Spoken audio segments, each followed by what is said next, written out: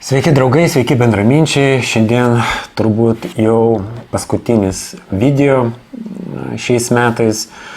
Ir kažkaip vakar peržiūrėjęs Facebooką, nutariau padaryti dar vieną įrašą šiandien, nors neplanavau, apie Igną Vėgėlę. Bet kodėl aš nutariau padaryti būtent šiandien įrašą apie jį? Ogi todėl, kad man džiugu ir man tai kelia viltį, kad net ir tarp mano Facebooko draugų yra tokių politiškai raštingų žmonių, kurie kapsto, ieško patys informacijos, patys galvoja, daro išvadas, jas apibendrina ir susisteminė informacija pateikia visuomeniai, nes tikrai yra labai sunku surinkti visą informaciją. Aš pavyzdžiui pats ieškojau informacijos Jungtinių Amerikos valstijų vyriausybės svetainėse apie Igną Vėgėlę, kas ten buvo per tą programą, kurioje jis dalyvavo. Wikipedijoje, aišku, parašyta lakoniškai, o nuėjęs Ignas Vėgėlė pas Rūtą Janutienę nieko ten daug nepapasakojo, tik lakoniškai buvau Amerikoje, susipažinau su Amerikos visuomenė, su politinė klase, kaip jis ten kalbėjo, bet nieko jis per daug ten nesileido į smulkmenas ir tie, kurie turėjo Vėgėlei klausimus, ta tema juos taip pat tebeturi, nes jie nebuvo pilnai atsakyti. Na, tikrai ilgai ieškojau, bet tai buvo gana senai ir matyt visa ta informacija jau yra ištrinta, ar reikia ieškoti turbūt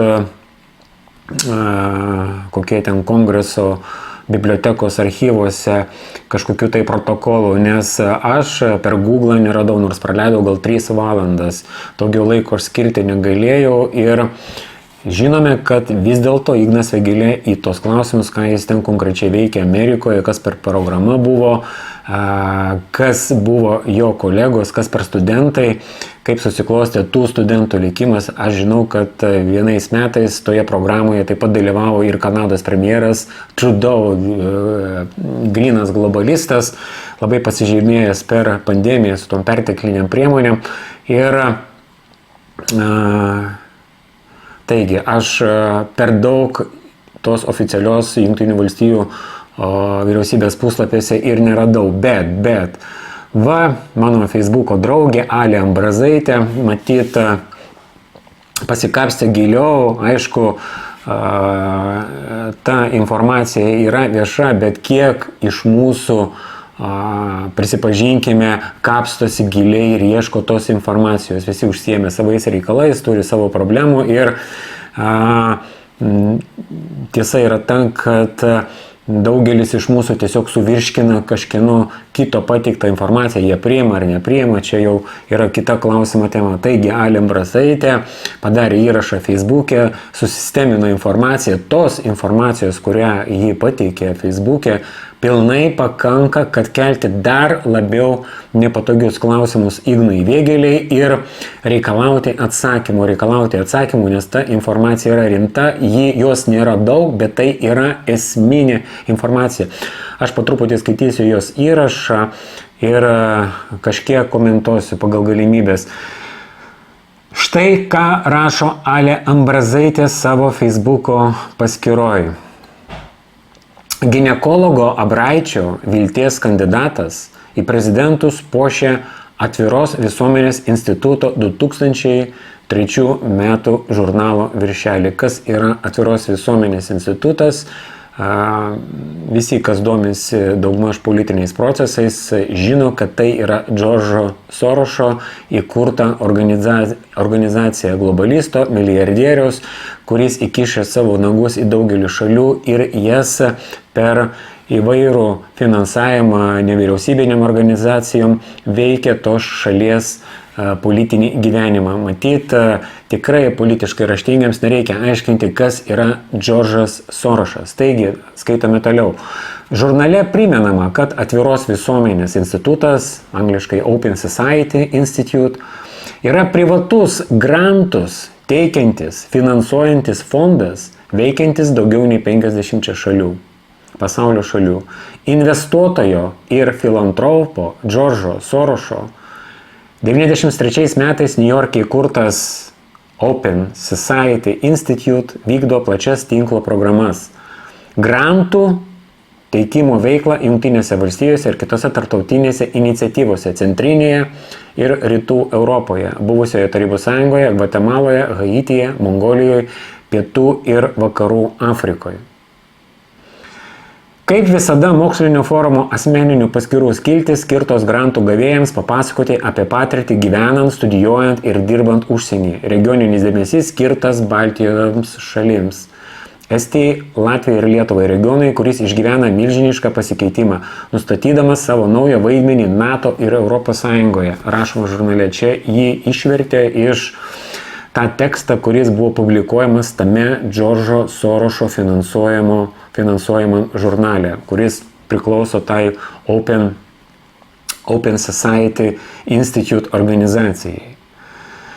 Toliau skaitome, ką rašo Alė Ambrazaitė. Abraičio vilties kandidatas vienas iš daugelio gavęs Džordžo Sorošo grantą, tai yra finansavimą, 1 metų studijoms Oksfordo universitete. Ką mes dabar perskaitėme, kad Džordžas Sorošas, jo finansavimo programa finansavo Igną Vėgėlę Oksfordo studijom. Ignas Vėgėlė pats net savo svetainėje, kurią neseniai paleido, nurodo, kad jis toje grafoje, kur rašo apie savo išsilavinimą, kad jis studijavo Oksfordo universitete 1 metus. Už kokius guzikus? Atsakymas. Džordžas Sorošas, globalistas, milijardierius, galima sakyti, nusikaltėlis, finansavo Igną Vėgėlę. Skaitome toliau. Žurnale ne jis vienas pasakoja, kaip nuostabiai pagerėjo jo gyvenimas po Džordžo Sorošo finansuoto 1 metų studijų Jungtinės karalystės snobinėme universitete. Prieš 20 metų būsimas vilties kandidatas neslėpė dėkingumo demokratijos finansuotojui Sorošui, nes studijavimas Oksfordo universitete leido baigti doktorantūros studijas Lietuvos teisės universitete ir tapti socialinių mokslų daktaru. Matote, kaip viskas yra kartu ir sudėtinga, o iš kitos pusės labai paprasta. Kažkas duoda pinigų kažkokiems tikslams, o tikslus mes Džordžo Sorošo globalistų tikslus mes žinome. Kažkas tuos pinigus priima, daro milžinišką karjerą ir po to eina į politinį elito gyvenimą, kandidatuoja ir matyt, už tuos pinigus reiks atidirbti. Ir reikia būti ant kiek naiviu, kad tikėti, kad kada Ignas Vėgėlė sako, kad aš nesu nei proamerikietiškas, nei prorusiškas, kad tikėti tais paistalais ir kad kažkas kažkam kažką duoda veltui. Taip niekada nėra. Ar jūs kada nors, ką nors esate gavę veltui? Pavyzdžiui, jei kas jums apmokėtų Jungtinės karalystės prestižinėme universitete, Oksfordo universitete studijas metams, ar jums tai kažkas darytų dėl to, kad pas jūs graži figūra, gražios akis, ar dar kažkas? Niekas nieko niekam niekada nėra daręs veltui. Skaitome toliau. Man pavyko sustiprinti savo pozicijas antroje pagal dydį Lietuvos politinėje partijoje ir tapti vienu iš jos lyderių. Čia Ignas Vėgėlė skelbėsi, duoda ar interviu tam žurnalui. Po studijų Oksfordo universitete jis įsiveržė į Lietuvos politinį gyvenimą, tampa vienos iš politinės partijos lyderių, tai Lietuvos krikščionių demokratų partija, kuri vėliau politinėmis intrigomis buvo perpumpuota į konservų partiją ir dabar, kada jis teigia, kad jis nieko neturi bendro su konservatoriais, tai yra melas. Tai yra melas ir tai yra melas. Tiesiog šita partija buvo gražiai įtraukta, beje, apie tai kalbėjo ir politinis apžvalgininkas Vytautas Mikalauskas, Giedrius Gurėnas laidoje, ją galite susirasti Giedrės Gorienės kanale, aš ją ten buvau iškarpęs ir kažkiek komentavęs, tai jis mano taip pat, ne vienas aš taip manau, bet žiūrėkime faktams į akis. Paklausykime dar kartą, ką Ignas Vėgėlė rašo tame žurnale. Jį cituoja tas žurnalas, kuris yra finansuojamas Džordžo Sorošo, Open Society Institute žurnalas. Man pavyko sustiprinti savo pozicijas antroje pagal dydį Lietuvos politinėje partijoje ir tapti vienu iš jos lyderių.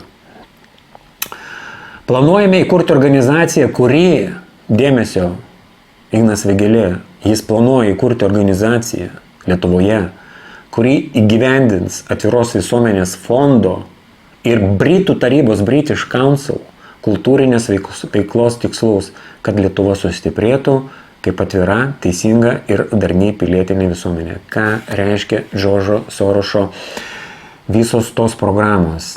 Kas slepiasi už visų šitų tokių skambių frazių? Kultūrinės veiklos tikslai, atvira, teisinga, darni pilietinė visuomenė. Atvira visuomenė. Ką reiškia atvira visuomenė? Emigrantų daugiau?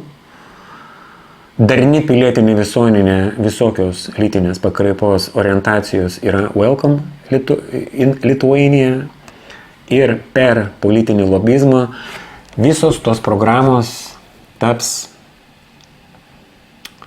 vėliau ar anksčiau per įstatymus, per priimtus įstatymus Seime mūsų kasdieninė realybė. Jie stato kaip masonai plytą po plytos, stato tą piramidę ir dirba ilgai, nuosekliai ir gana produktyviai. Kodėl mes nepasipriešiname? Mes nepasipriešiname todėl, kad mes esame politiškai neraštingi. Daugelis iš mūsų yra politiškai neraštingi. Va, Marius Jonaitis baigęs, kaip į savo video sako, politinius, kažkokius ten mokslus, politologiją. Ir jis savo video teigia, kad Ignas Vėgėlė nėra nuleistas globalaus elito, kad jis kaip paprastas kažkoks tai politinis advokatas, politinis veikėjas atsirado iš niekur ir nutarė eiti gelbėti Lietuvą. Kas per naivumas? Nėra Lietuvos politikoje atsitiktinių žmonių. Jis, Marius Jonaitis, šaiposi, kad mes neva kažkada anksčiau kalbėjome, kad prezidentus Lietuvai parenka globalus elitas. Taip, bet tas globalus elitas, kada parenka mums prezidentus, juos ir perina per savo durninimo spaudos priemonės. O kas perina Eduardą Vaitkų? Jis visiškai yra blokuojamas. Jis ten, kiek pasižiūriu, jo Facebooko paskyrą vargsta, paklausimus duoda vyriausioje rinkimų komisijoje, ar jį kažko ten nepažeidė, ar LRT nepažeidė. Tai yra ne tai, kad kova su vėjo malūnais, bet tai yra įrodymas, kad jis nėra nuleistas. Jeigu jis būtų nuleistas, kaip Marius Jonaitis teigia, kad va, visi prezidentai yra nuleisti ir jis būtų taip pat perinamas. Tai dar kartą įrodo, kad mes turime remti visomis priemonėmis Eduardą Vaitkų, nes bent minimaliai žmonės turintys politinį raštingumą turi suprasti, kad jis yra iš apačios. Tai yra mūsų kandidatas, kuriam tikrai tokios sąvokos kaip Lietuvos valstybingumas, Lietuvos valstybė, adekvati visuomenė, įstatymo diktatūra yra nesvetimos. Kad liaudiškai kalbant, kad jam rūpi ta vieta, kurioje mes visi gyvename. Aš galėčiau pasakyti, jis nenori, kad dauguma žmonių gyventų palei tokį principą, ja korol sredi gavna, aš esu turtingas, aš esu tame politinėme elite, o aplinkui tie driskiai, vargšai ir visa šunauja, prastuma pagal ginekologą Vytautą Abraitį, man nerūpi, kas yra už tvoros. Aš irgi norėčiau gyventi gerai, pasiturinčiai, oriai senatvėje, bet aš tikrai nesijaučiau laimingas, kad už mano tvoros vargšai knistusi po konteinerius, ieškotų maisto ir vienaip ar kitaip aš matyčiau tą socialinę neteisybę ir tą milžinišką turtinę atskirtį. Štai, kas jam rūpi, kadangi jis tai daro iš vidaus, iš sielos. Ir jeigu jūs to nematote, jūs esate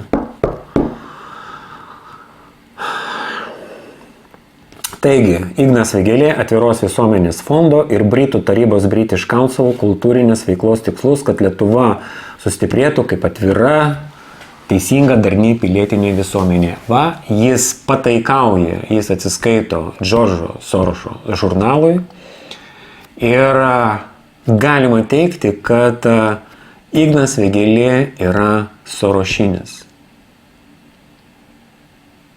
O kaip kitaip? Viskas parašyta juoda ant balto. Mes taip pat tikimės skatinti ir plėtoti kultūrinius ryšius tarp Lietuvos ir Jungtinės karalystės ir toliau skatinti demokratinį vystymąsi Lietuvoje. Ten, kur jūs jau išgirstate žodį skatinti, didinti demokratiją, jau jūs vien dėl to turėtumėt į visą tai žiūrėti įtariai demokratija. Ir pagalvokite, kokias jie yra sukūrę formulės tai demokratijai, kada mažuma gali įstatymiškai valdyti daugumą. Net į rinkimus, kiek žinau, jeigu neateina daugiau kaip pusė žmonių prabalsuoti, jie faktiškai patys išsirenka save. Tas elitas, kuris gyvena Lietuvoje, kuris prieina prie lovio, kuris gali pavogti, jie patys už save prabalsuoja ir viskas tampa legitimiai. Taigi, perskaičiau aš tą įrašą.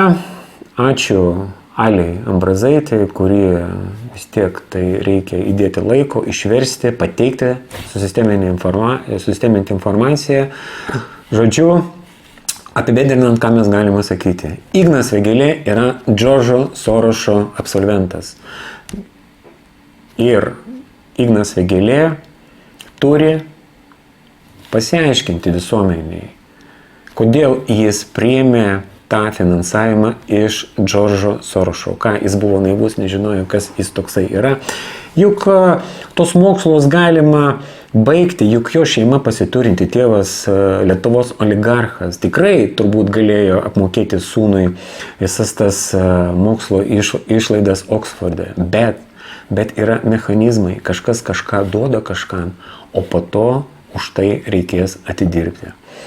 Ir čia daugiau tie žmonės, kurie palaiko gerbiamą profesorių Eduardą Vaitkų, supranta, kas yra Ignas Vėgėlė, supranta, kas yra gerbiamas profesorius Eduardas Vaitkus, jiems gal jau ir nereikia aiškinti. Čia daugiau, aš tikiuosi, kad kažkas pažiūrės šitą video iš tų Igno Vėgėlės elektorato, kurie žada balsuoti už jį. Iš pažiūros atrodo protingi žmonės, bet kaip jie nesuveda galų. Va, sorošinis. Ignas Vėgėlė, prašau, sorošinis.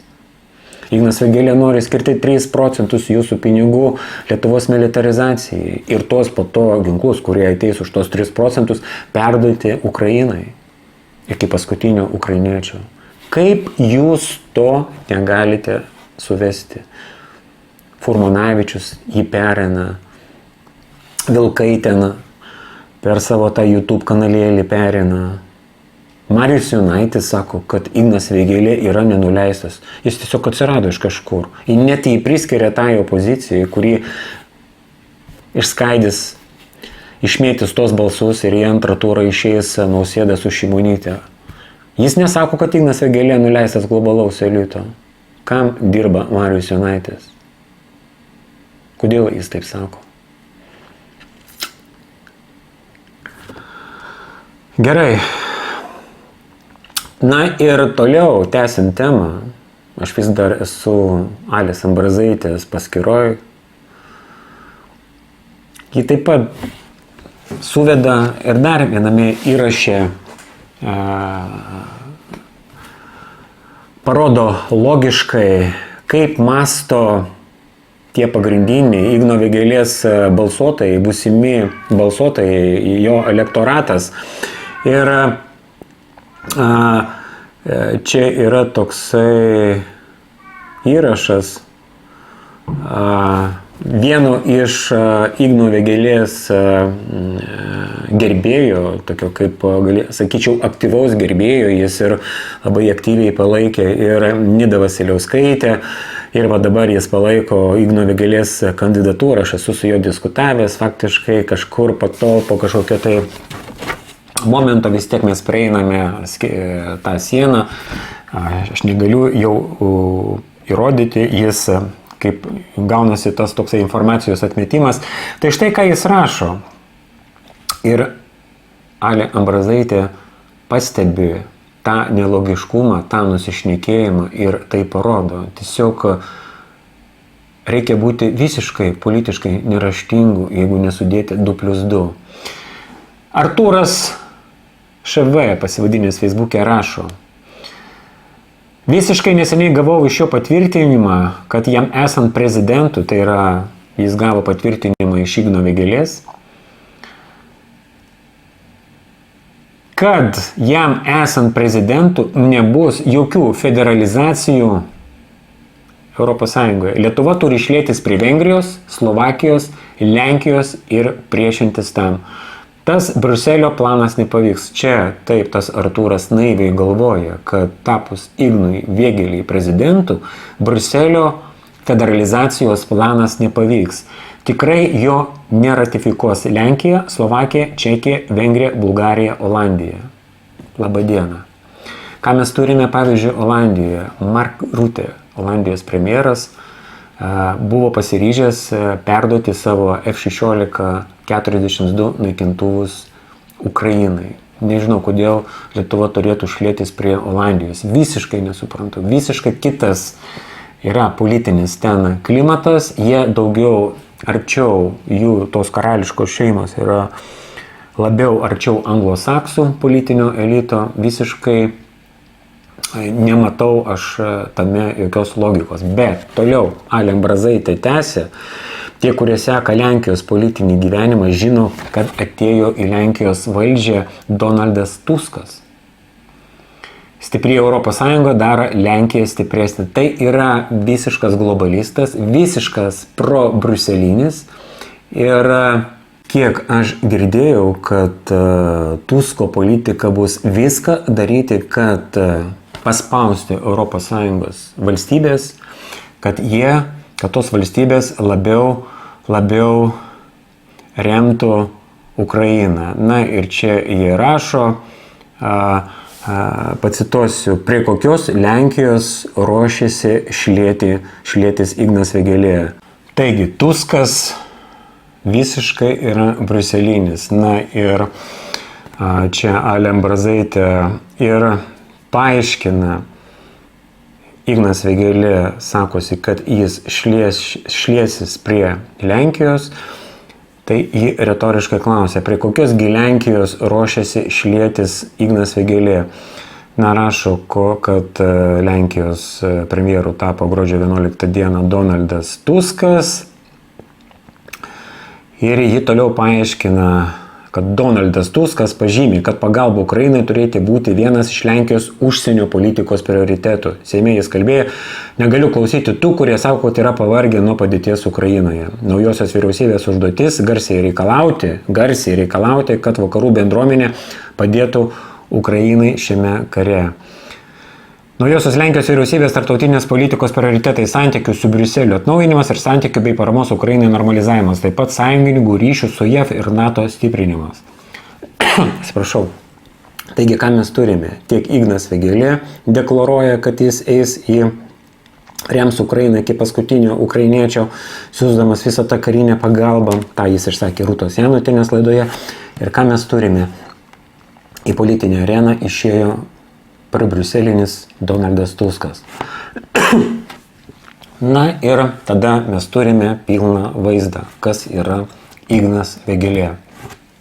Taigi, kreipiuosi aš daugiau į tos Igno Vėgėlės šalininkus, Igno Vėgėlės elektoratą ir į tos, kurie liktai nenori tų ES iškreipimų, kurie ateina po truputį į Lietuvą, kurie yra už taiką, nes manau visi adekvatų žmonės yra už taiką ir nenori matyti žūvančių slavų tiek iš Rusijos pusės, tiek iš Ukrainos pusės, jeigu jie yra adekvatus.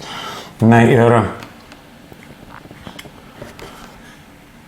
ir kreipdamasis į juos, aš prašau, pagalvokite, suveskite tą informaciją, apie ką aš dabar kalbėjau. Ignas Vėgėlė ėmė finansavimą iš Džordžo Sorošo, jis yra sorošinis. Apie tai vengia kalbėti, apie tai vengia pasakoti. Matyt, tai yra, tokia informacija nėra jam tikrai palanki rinkimų metu.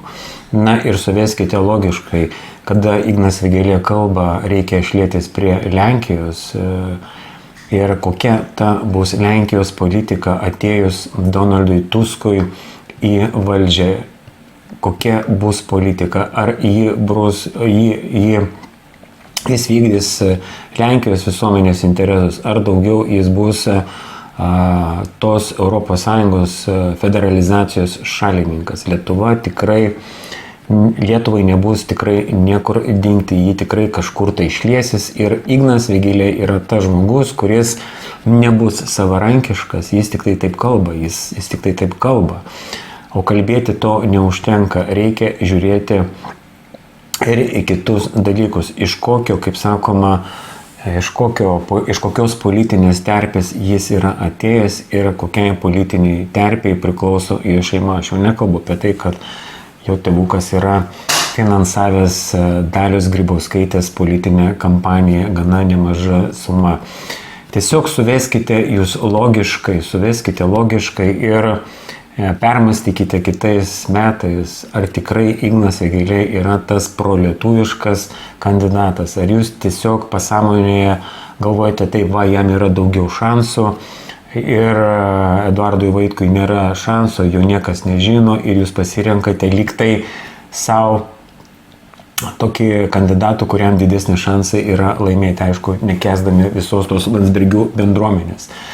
Bet paklauskite savęs, ar tikrai Ignas Vėgėlė yra mūsų kandidatas, ar jis yra jų.